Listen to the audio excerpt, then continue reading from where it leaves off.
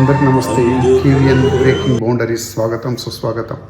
సుత్తి లేకుండా సూటిగా ఉన్నట్టు ముక్కుసూటిగా మాట్లాడే వ్యక్తిత్వం అలాగే మాట్లాడతాం. నా అభిమాన హీరో జూనియర్ ఎన్టీఆర్ గారి సినిమా రిలీజ్ అయింది. నేను సుమారు 3 నెలల నుంచి ఎంతో ఎదురు చూసి నేను స్పెషల్ షో సినిమాకి పోతే నాకు దక్కిన అరుదైన గౌరవం ఏంటంటే 2 చేతులు 2 జేబుల్లో పెట్టుకొని సైలెంట్గా నడుచుకుంటూ ఇంటికి వచ్చేసా. కథనం కలయిక ఒక గొప్ప యాక్టర్ను ఎంత పెద్ద మోసం చేశారో తెలుసా శివను? అర్థమవుతుందా నీకు? నేను చెప్పేది వినబడుతుందా? చాలా పెద్ద మోసం. రివ్యూ ప్రేక్షకుడికి ఇవ్వద్దంటారు.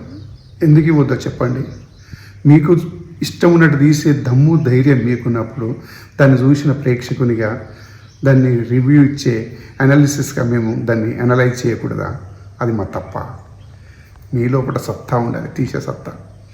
ఒక మంచి నటుని, ఒక మంచి డ్యాన్సర్ని ఏమన్నా వినియోగించుకున్నారా మీరు? అసలు సినిమా పరంగా తీశారా? అసలు ఏం తీశారు మీరు?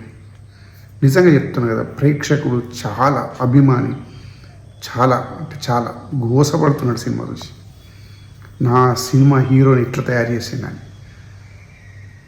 ఎన్టీఆర్ గారిది దేవర పాత్ర ఉంది, తనకు తాను నటిస్తూ న్యాయం చేశాడు. కానీ నువ్వు కథనం ఏం చేసావు? ఎక్కడేసిన గొంగలు అక్కడ వేసి దాన్ని ఇటు తిప్పి అటు తిప్పి చిన్న పాయింట్లు పెట్టి సినిమా తీస్తావా? ఇది ఏమైనా సీరియలా? యావత్ ప్రపంచం చూస్తుంది. తనకు కోట్ల అభిమానులు ఉన్నారు, వాళ్ళతో ఆడుకోవడం అవసరమా మీకు? నీకు సినిమా తీయడంలో నిర్ణయం సరిగా లేదనుకో, అప్పుడు నువ్వేం చేయాలి? మూసుకోవాలి. అది చేయలే. నా లోపల ప్రతిభ ఉన్నది, నేను మెప్పించగలనని ఒక పెద్ద హీరోను ఇబ్బంది పెట్టి. సార్ జూనియర్ ఎన్టీఆర్ గారు, మీరు మళ్ళీ ఇప్పటికైనా ఎలాంటి సినిమాలు తీయాలి, ఎలాంటి వాళ్ళ కథలు ఒప్పుకోవాలి, కొద్దిగా ఆలోచించండి సార్. నేను నీ అభిమానిగా చెప్తున్నా. నేను మీ ప్రత్యేక అభిమాని కాదు, నేను సీనియర్ ఎన్టీఆర్ గారి దగ్గర నుంచి బాలయ్య బాబు గారి దగ్గర నుంచి మీ అభిమానిగా మారిన. ముగ్గురిని చూసి ఆస్వాదిస్తూ మీ నటనకు పడిపోయే వ్యక్తులం మేము. మా మనోభావాలతో ఆడుకోకరు. చాలా అంటే చాలా బాధ అనిపిస్తుంది. మీరు ఎంత కలెక్షన్ అవుతుంది, ఎంత అవుతుందని ముందు ఇచ్చే దానికంటే సినిమా మీద కాన్సన్ట్రేషన్ చేస్తే సినిమా కోటి విధాలుగా బాగుంటుందని మాకు అనిపిస్తుంది. రివ్యూ ఇవ్వడానికి నాకు ఈరోజు మనసు రావట్లే. కానీ నా అభిమాన హీరో సినిమా అయినా సరే నా కోసం జనాలు ఎవరు చూసే 10 మంది కన్నా నిజం చెప్పాలనే ఉద్దేశం చూసి ఈ రివ్యూ చేస్తున్నా. మానసికంగా చాలా బాధపడుతున్నా. నేను ప్రత్యేకంగా ఇందులో మాత్రం కొరటాల శివ గారిని మాత్రం ఖచ్చితంగా అన్ఫిట్ పర్సన్ కొరటాల శివ. అసలు ఎలాంటి నీ దగ్గర చాతుర్యం లేదు అని చెప్పాలి. ఎందుకంటే ఒక్క పేరున్న హీరో కాదు అతను, నటనా బలం ఉన్న హీరో. ఆ హీరోను వాడుకోలేదని బాధ. ఓకే, ఏదో నటన రాని హీరో, ఏదో కొత్త హీరోని ఏదో చూపించినామంటే ప్రేక్షకుడు కూడా అభిమాని కూడా సర్దుకుపోతాడు. కానీ అన్నీ వచ్చిన నటులను మీరు ఎప్పుడైతే వినియోగించుకోరో మీ వైఫల్యమేది. దానిని ప్రజల మీద కానీ అభిమానుల మీద రుద్దకండి. మీకు చూడడం చేతగాలేదని ఒకడంటాడు, మీకు చూడడమే రాదని ఒకడంటాడు. తప్పు. మా కళ్ళతో మేము సినిమా చూసి ఒక్కసారన్న మాకు గూస్ బంప్స్ కానీ చప్పట్లు కొట్టాలనిపించడం కానీ జరగలేదు. ఆ సినిమా చూసినంతసేపు మాకు కొద్దిగా దిగజారిపోతున్నాం. మా ముందు నిలబడి పేపర్ దిద్దుతున్న మాస్టరు ఎన్ని మార్కులు వేస్తాడు, ఎన్ని రైట్లు పెడతాడు, ఎన్ని తప్పులు పెడతాడు అని ఎదురు చూసినట్టుగా ఇంకొస్తుందేమో, ఇంకా మార్కులు వస్తాయేమో, ఇంకా రైట్లు వస్తాయేమో, ఇంకొస్తాయేమో అని ఎదురు చూసి చివరకు చేతులు ఎత్తి మొక్కినాం. కానీ రాలే. మాకు మనసు కత్తుకునే సన్నివేశాలు రాలే. ఆ అమ్మాయిని హీరోయిన్గా పెట్టావు, ఆమెకేమన్నా అవకాశం ఇచ్చావా? పసలేని డైలాగులు, పసలేని నటన అమ్మాయికి ఇచ్చావు. పాపం ఎన్టీఆర్ గారు. అసలు నిజంగా నాకైతే ఫస్ట్ నుంచి ఎన్టీఆర్ గారిని చూస్తేనే బాధ అనిపిస్తుంది. అసలు ఎంత విన్యాసాలు చేసే ఒక నటుడిని నువ్వు ఎలా వినియోగించుకుని ఎంత చెత్తగా తీసావనే కదా నా బాధ. ఇది ఎందుకు చెప్తున్నానంటే ప్రతి అభిమాని, ఏ హీరో అభిమానిని కాదు, ప్రతి వాళ్ళకి ఇవే బాధలు ఉంటాయి. మీరు ఇట్లా చేయకండి. మీకు చేత కాకపోతే సినిమాలు తీయకండి. పాపం ఆ హీరోలు ఏంది, మీరు ఏది చెప్తే గది చేస్తారు. ఒకవేళ వాళ్ళు సర్దుకుపోయే సన్నివేశాలు ఉంటే మీరు చెప్పండి. కానీ వాళ్ళు అట్లా కాదే. నటించే నటులను కూడా మీరు ఎంత విలువ లేనట్లుగా తయారు చేస్తున్నారు మీ దర్శకత్వంలో. అది అర్థమవుతుందా మీకు? మా బాధ మీకు అర్థమైతే ఖచ్చితంగా మీరు జనాలకు సంజాయిషి ఇచ్చుకుంటారు. ఇంకా ఇటువంటి సినిమాలు తీయనని లెంపలేసుకొని నేను సినిమాలే తీయనని కూడా మీ అంతటా మీరే రిటైర్మెంట్ ప్రకటించుకోండి. అంతేగాని ప్రేక్షకుని ఇబ్బంది పెట్టకండి, అభిమాని ఇబ్బంది పెట్టకండి. అరే ఆ కటౌట్లు కట్టి అన్ని దండలేసి అంత పాలధార చేసి అభిమానులు ఏం తప్ప ఒక్కొక్క హీరోకి అసలు అర్ధరాత్రి 1 గంట సినిమాకి మేము వెళ్ళి నిరాశపడి నిస్పృహలోనయ్యి మేము ఏంది మా బాధ ఎవరికి చెప్పుకోవాలి? మేము వచ్చి పరీక్షలు తప్పినోడి కంటే ఘోరంగా ఉంది మా బాధ. మళ్ళీ ఏదో ఎన్టీఆర్ గారికి గొప్ప సినిమా వచ్చి అది మళ్ళా మా గుండె భారాన్ని తగ్గిస్తే తప్ప మేము కోలుకునే పరిస్థితి లేకుండా చేసినావు శివ. నువ్వు అంటే ఎంతో బాధ అవుతుంది మీకు. కానీ సినిమా తీసిన వల్ల మేము ఏదన్నా చేయగలుగుతాను, చూసిన వల్ల మేము అనొద్దా? మాకు బాధ కాదా? మేము సినిమా తీసినాక మీరు చూసినాక మీరు ఎట్లా బాధపడతారు? మేము అన్న మాటగా మీరు బాధ అవుతారే.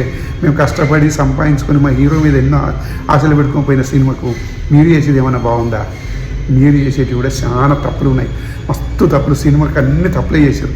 ఎవరో డబ్బగొట్టులు చెప్తారు అట్లా తీసిరు ఇట్లా తీసిరు, మీకు మంచిగా ధారావాహికంగా ఉంది, మంచిగా నడిచిందని. కానీ మాకు అట్లా చెప్పబుద్ధి కాదు. ఎట్లా మనసుకు నచ్చినకు అట్లా ఎప్పుడే ఇష్టం.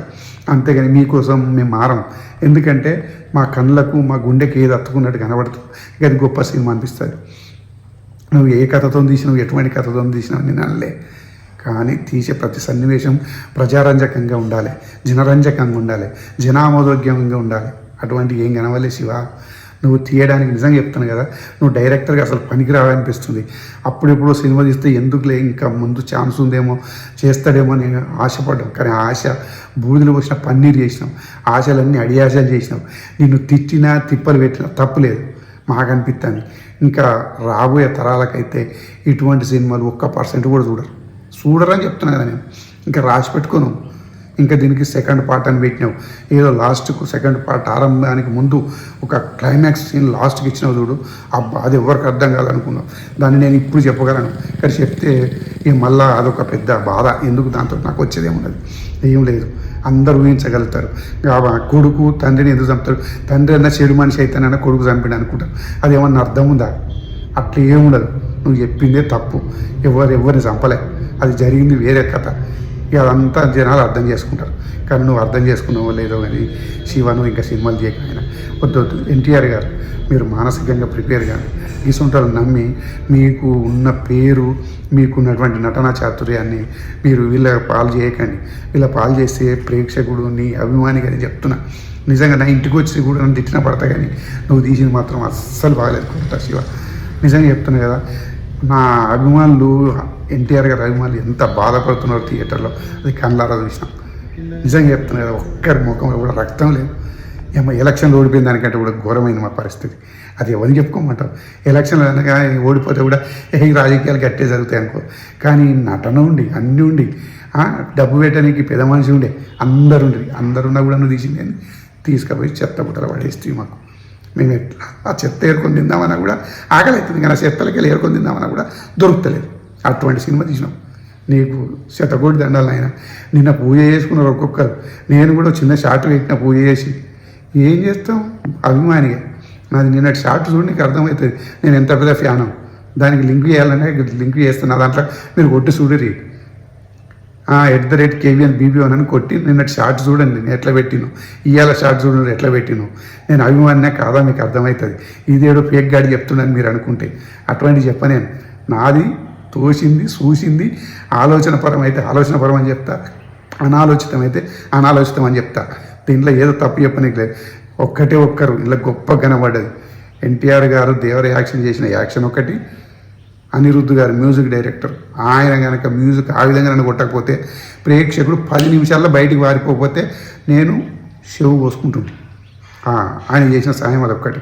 అనిరుద్ధ్ గారు తాను చాలా న్యాయం చేశాడు. ఆయనకైతే నేను ఒప్పుకుంటా, అంత మంచిగా చేశాడు, పర్వాలేదు. ఇది మీరు చూసి మీకు ఎట్లా అనిపిస్తుందో నాకు కామెంట్స్ రూపంలో చెప్పురి.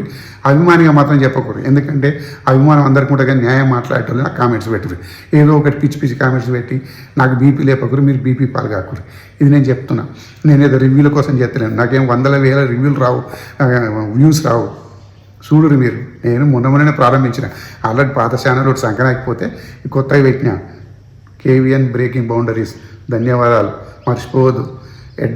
@KVN BB1 లైక్ చేయండి, సబ్స్క్రైబ్ చేయండి, షేర్ చేయండి. ఉంటా.